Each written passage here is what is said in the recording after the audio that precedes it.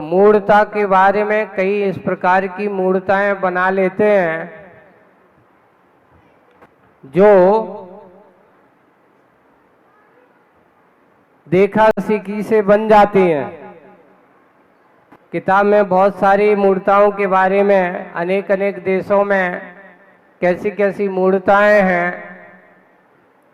महाराज श्री ने इसमें बहुत अच्छे से संकलन किया है। मुनिश्री प्रशांत सागर जी महाराज ने हमारे, उन्होंने इसमें लिखा है कि जैसे कि न्यूजीलैंड के वासी कुछ लोग ऐसे हैं कि कोई जब मर जाता है तो उसको दफनाते तो उसके हाथ पैर बांध देते हैं। क्यों बांध देते हैं?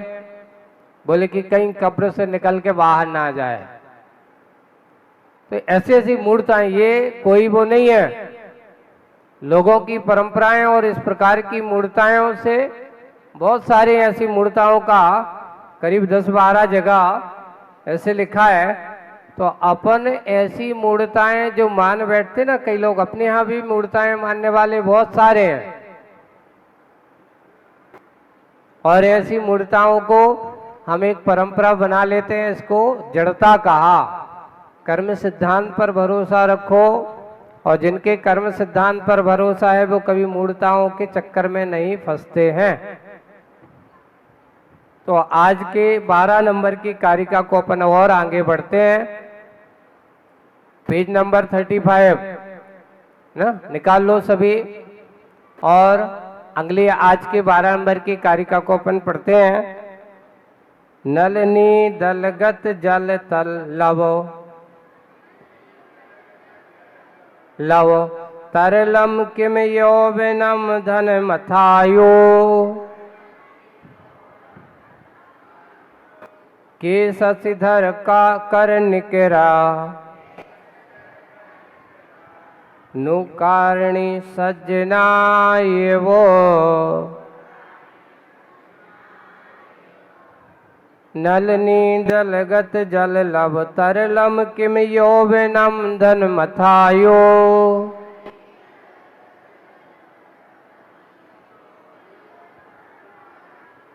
के शशिधर कर निकरा नुकारिण सज्जना ये वो।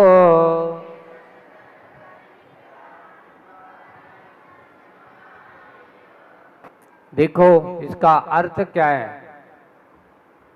नलिनी, नलिनी का अर्थ होता कमल, दल, दल यानी पत्र। जैसे कमल के पत्र, गत जल लव, जल की बूंद कैसी होती है? क्षणभंगुर, तरलम यानी क्षणभंगुर है, थोड़ी देर रुकी और वो गिर जाती है। ऐसे नलिनी के कमल पत्र पर छोटी बूंद के समान क्षणभंगुर किम क्या है? क्वेश्चन अच्छे से याद रखना है ना। नलिनी के कमल दल पत्र पर छोटी सी बूंद के समान क्षणभंगुर क्या है? तो 3 चीजें। कितनी चीजें हैं? यौवनम जवानी, जिसे अपन धनम धन, अथ आयु और आयु, ये 3 चीजें कमल पत्र की बूंद के समान क्षणभंगुर हैं। ये कभी स्थायी रहने वाली नहीं है, ये हमेशा क्षणभंगुर हैं। और क्षणभंगुर होकर के आपके लिए कभी स्थायित्व नहीं देता। ऐसा कोई व्यक्ति है जो हमेशा जवान रहे? नहीं है। ऐसा कोई आयु है कि जो जिसका कभी नाश ना हो? नहीं, हमेशा आज जो है वो कल नहीं रहेगा, कल जो है वो परसों नहीं रहेगा, क्षणभंगुर है। एक एक श्वास हमारी निरंतर चलती जा रही है, निकलती जा रही है, यहाँ कुछ भी क्षणभंगुर नहीं है। स्थायी क्या है? तो यहाँ पर तुम्हारे आत्मा के अलावा कुछ भी स्थायी नहीं है। इसलिए यौवन क्षणभंगुर नहीं है। धन कभी एक साथ हमेशा बना रहा? धन आपका पैसा, रुपया पैसा भी कभी स्थायी रुकने वाला, तुम कितना भी बांध करके रखो, वो कहीं ना कहीं से ऐसा रास्ता निकालना पड़ेगा कि तुम्हें पैसा निकालना ही पड़ेगा। वो कभी स्थायी नहीं रहता। आज तुम्हारे पास है, कल किसके पास रहेगा कोई भरोसा नहीं है। इसलिए धन भी स्थायी नहीं है और आयु, ये तीन चीजें हमेशा क्षणभंगुर हैं। क्वेश्चन हो सकता है कि क्षणभंगुर कौन कौन सी चीजें हैं?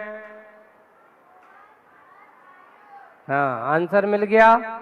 इसलिए अच्छे से अब आगे के क्वेश्चन एक और है कि शशिधर कर निकर नुकारिणी, चंद्रमा के समान किरणों का समूह का अनुकरण करने वाला कौन?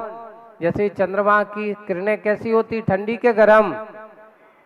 शीतल होती हैं, है ना।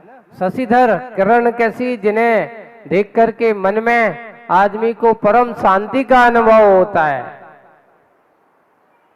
परम शांति का अनुभव करते हैं। ऐसे शशिधर, उससे किरणों के समान अनुकरण करने वाले कौन है?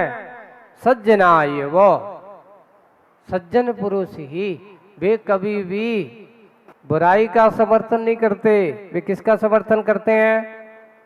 जिसमें परम शांति का अनुभव हो, जिसमें सुख का अनुभव हो, ऐसे उसका समर्थन करने वाले हमारे सज्जन लोग हुआ करते हैं। और ऐसे सज्जनों को हमेशा चंद्रमा के समान शीतलता के प्रदान करने वाले होते हैं। अब तीन चीजों के बारे में कहा गया, शशिधर कहा गया, सज्जन पुरुष की व्याख्या की है। सज्जन पुरुषों की संगति से क्या होता है? तो सज्जन पुरुषों की संगति करने से अपना अपयश दूर होता है। एक व्यक्ति सबसे पहले अगर भगवान की पूजन पाठ करता हो, आज की बात मैंने कहा था कि सज्जनों का यशगान करने से क्या फल होता है, तो ये बताओ। अपने यहाँ श्रावकों के आवश्यकों में सबसे पहले कौन सा आवश्यक कहा? कौन सा पूजा कहा? कि पेट पूजा कही, देव पूजा कही। देव पूजा करने के फायदे क्या हैं? तो सबसे पहले तुम अगर भगवान का गुणगान करोगे तो तुम्हारे गुणों में वृद्धि होगी। पूजन करते किसे कहते? पूजन का अर्थ है क्या? तो अपने महापुरुषों के गुणों का कीर्तन करना, गुणगान करने का नाम पूजा है। अपने अंदर उनके गुणों को प्राप्ति के भाव लेकर के कि मैं भगवान की पूजन क्यों कर रहा हूं, अच्छे से नोट कर लेना, हो सकता क्वेश्चन आ सकता है। मैं भगवान की पूजन क्यों करता हूं? तो भगवान की पूजन करने का, उनके गुणगान गाने के लिए पहला कारण। दूसरा कारण, भगवान की पूजन करने से, उनका यशोगान गाने से हमारा यश में वृद्धि होती है। तीसरा कारण, पाप कर्म का क्षय होता है। तीसरा कारण क्या है? भगवान की पूजन करने से, भगवान की आराधना करने से हमें किसका क्षय होता है? पापों का क्षय होता है। तीन काम। और जब पापों का क्षय होता है तो असंख्यात गुणी अशुभ कर्मों की निर्जरा भी होती है। कितने कारण हो गए? 4 कारण हो गए। इसलिए भगवान की पूजन करते हैं। भगवान की पूजन कैसे करना चाहिए? भावों से कि द्रव्यों से? दोनों से। ऐसा बोलना, भाव सहित द्रव्य से। कैसी पूजन करना चाहिए हमें? द्रव्य, जैसे कि मुनिराज भी पूजन करते हैं और आप भी पूजन करते हो। अब आप कहोगे महाराज मुनिराज लोग द्रव्य क्यों नहीं चढ़ाते? क्योंकि उनके पास द्रव्य है नहीं, वो अपने पास द्रव्य रखते नहीं। लेकिन क्या वो पूजन नहीं करते? पूजन तो रोज करते हैं। 24 आवर्स करते हैं। जब भी मन होता है उनका हमेशा आराधना चलती रहती है, पर उनकी आराधना कौन सी पूजन होती है? भाव पूजन। लेकिन तुम्हारे लिए फायदा क्या है श्रावकों के पास कि आप भाव पूजा भी कर सकते हो और कौन सी पूजन कर सकते हो? द्रव्य पूजन भी कर सकते हो। क्यों? क्योंकि आप लोग परिग्रह को रखते हो और उस परिग्रह को पुण्य में परिवर्तित करना चाहते हो। अपने पाप को किस में परिवर्तित करना है? एक कहावत है, नंबर 2 के पैसे को नंबर 1 में कैसे बनाया जाए?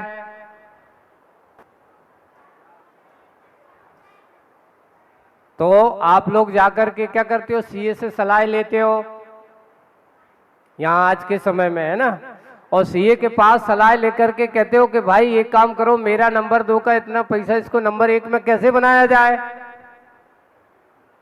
तो वो सलाह दे देता है। और भी वकील आदि हैं बहुत सारे, आपको बता देते कि भाई ऐसा ऐसा करो, तो वो नंबर 2 का पैसा किस में आ जाता है? नंबर 1 में। वैसे ही हम कहते हैं, हमारे यहाँ आगम में लिखा है कि नियम से धन और परिग्रह पाप के द्वार से आता है। किसके द्वार से आता है? बिना पापा आश्रव के पैसा नहीं आता। आप जब भी कोई काम करते हो, आरंभ होता है, कहीं ना कहीं किसी जीव की आराधना होती है, कहीं ना कहीं किसी जीव का कोई ना कोई स्रोत नियम से आरंभ पूर्वक ही होता है, आश्रव पूर्वक होता है। अब उस पाप को पुण्य में कैसे परिवर्तित किया जाए? पाप को पुण्य में परिवर्तित करने का साधन क्या है? तो हमारे लिखा है, श्रावकों के लिए द्रव्य पूजन, दान, 2 चीजें, पूजन और दान। उस पाप को पुण्य में परिवर्तित करना चाहता है तो 2 चीजें करो, भगवान की पूजन करो और चतुर्विध संघ को दान दो। दान 4 प्रकार, 4 संघ को दीजिए। कितने प्रकार का दान होता है? कौन कौन सा? देखो, आहार दान, औषध दान, और उसके बाद ज्ञान दान, और देखो एक और श्राप का 4 पढ़ोगे तो उसमें कहा उपकरण दान, और कहीं मिलेंगे तो और मिलेगा आवास दान, है ना। तो उसमें कहा आवास भी, जैसे साधु संतों को रुकने के लिए ऐसे जनालय वगैरह अपन बनाते हैं, वहाँ बैठ करके कुछ लोग आराम से बैठ करके धर्म ध्यान करते हैं, ये भी हमारा आवास दान और जनालय के निर्माण आदि का बहुत बड़ा पुण्य होता है, बहुत बड़ा पुण्य का आश्रय। तो ये 4 प्रकार का दान, ज्ञान दान, औषध दान, आहार दान और उपकरण दान। उपकरण का अर्थ जिसमें पुण्य का आश्रय हो, जैसे मुनिराज को आपने पिच्छी दे दी, कमंडल दे दिया, शास्त्र दे दिया, तो ये भी उपकरण है। ये हमारे लिए क्या है? उपकरण है। उन जिससे अपना स्वपर का उपकार हो, देने वाले का भी उपकार और लेने वाले का भी उपकार, उसको बोलते उपकरण। जैसे हमने देखा मंदिर में हमें एक टेबल की जरूरत थी, वहां उसने बैठ करके उस पर रख करके भगवान की पूजन की, तो ये क्या हो गई? वो टेबल भी मंदिर के लिए क्या बन गई? उपकरण बन गई। ये उपकरण दान हो गया। उपकरण का अर्थ महाराज के पीछे कमंडल अकेला नहीं है। मान लो भगवान के लिए किसी को पूजन करना थी, अब उसके मंदिर में जिनवाणी की कमी है, आप गए बाजार से जिनवाणियों की किताब खरीदी और मंदिर में जाकर के रख दिया। अब उससे आप जिसने भी पूजन की, पूजन से पुण्य कमाया, तो उपकरण दान के रूप में उसको पुण्य लगा। ये उपकरण है। इसलिए भगवान की पूजन करना पुण्य के अर्जन करने के लिए होती है। दान, दान देना जिससे कि धर्म ध्यान हो दूसरे का और अपना, दोनों का धर्म ध्यान हो, उसका नाम दान है। ऐसा दान भी करना चाहिए। तो इससे क्या होता है? हमारा पाप पुण्य में परिवर्तित होता चला जाता है। तो आपको द्रव्य कितनी होती हैं? द्रव्य कितनी होती हैं? 8 8 है ना। अब आप कहोगे सुनो कौन कौन सी है? अभी आपने पूजन करोगे, अभी पूजन अपन ने की तो सबसे पहले क्या चढ़ाया? जल चढ़ाया। फिर दूसरी बार में क्या चढ़ाया? चंदन चढ़ाया। चंदन कैसा होता है? शीतल होता है। जल कैसा होता है? जल कैसा होता है? जल का स्वभाव क्या है? गर्म के ठंडा? ठंडा है ना। तो अपन जब भगवान का जल चढ़ाते हैं तो जल चढ़ाते समय आप क्या बोलते हो? देखो अपन जब जल चढ़ाते हैं तो हाथ में कलश हो। बच्चे लोग सुनो, पहले एक धारा छोड़ी जन्म, दूसरी बार धारा छोड़ी जरा, और तीसरी बार धारा छोड़ी मृत्यु। एक बार में नहीं होना चाहिए। अपन जब चढ़ाते बात एक अलग है कि अब जल्दी जल्दी अपन ने सीधा चढ़ा दिया। सही ढंग क्या है? जब अपने साथ में पूजन के द्रव्य रहते हैं तो पूजन के द्रव्य चढ़ाते समय सही यही है कि जन्म जरा मृत्यु विनाशाय जलम निर्वपामति स्वाहा। इसलिए कैसी धारा छोड़ना चाहिए? कलश हाथ में हो या प्लेट में अपन जल रहते हैं उसमें रहता है तो उसको ऐसा करो कि जन्म का, जरा का और मृत्यु का नाश हो। इस भावना से भगवान आपके चरणों में मैंने क्या चढ़ाया? जल चढ़ाया। ठीक है। और दूसरा फिर क्या चढ़ाया? चंदन चढ़ाया। चंदन चढ़ाया तो चंदन कैसे चढ़ाया? हर कई लोग कहते हैं हम नहीं है तो हल्दी डाल दो, है ना। कुछ लोग है नहीं तो लौंग ही डाल दो। अरे चंदन अच्छा मलयागिरी चंदन होना चाहिए। क्यों? चंदन का स्वभाव शीतल होता है। गर्मी में अगर कोई व्यक्ति के माथे पर अगर गर्मी बढ़ गई हो और चंदन को घिसकर अगर माथे पे लगा देते हैं तो उसकी गर्मी शांत हो जाती है। पैरों के तलवों में अगर चंदन लगा दो तो उसकी गर्मी लू बगल लग जाए तो चंदन घिस करके लगा देते, असली वाला, नकली वाला नहीं, असली वाला चंदन। तो उसकी अनेक प्रकार की शरीर में बढ़ी हुई दाह, पीड़ा वो दूर हो जाती है। इसलिए भगवान मैं संसार के संसार ताप में जल रहा हूं, मेरी ये शीतलता प्राप्त होवे, इस भाव से आपके चरणों में क्या समर्पित कर रहा हूं? चंदन समर्पित कर रहा हूं। इसलिए यहाँ आज जो प्रश्न में कहा कि सज्जनों का अनुकरण करना चाहिए, क्योंकि वे सज्जन शीतल गुण वाले होते हैं, शशि गुण धर वाले गुण होते हैं। ऐसे सज्जनों का अनुकरण करना